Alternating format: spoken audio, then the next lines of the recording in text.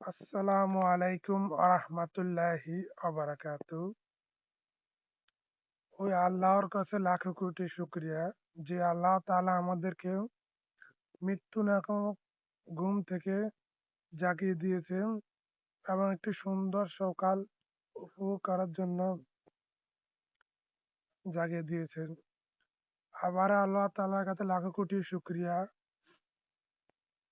জানি না ওই যদি মৃত্যু নামক ঘুম যদি মারা যেতাম তাহলে এ সুন্দর সকাল উপভোগ করতে পারতাম না।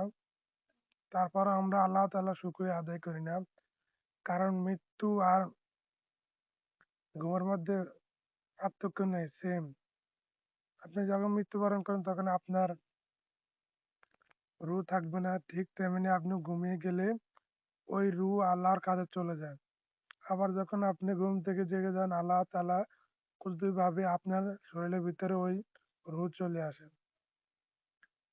তাই আসুন আমরা আল্লাহ তাআলা শুকরিয়া আদায় করি, আল্লাহ তাআলার কাছে ক্ষমা চাই এবং আল্লাহ যেন আমাদের জীবনের সকল গুনাহগুলো মাফ করে দেখ, এই নতুন বছরে সুন্দর একটি জীবন গড়ার তৌফিক দান করুক, আমিন।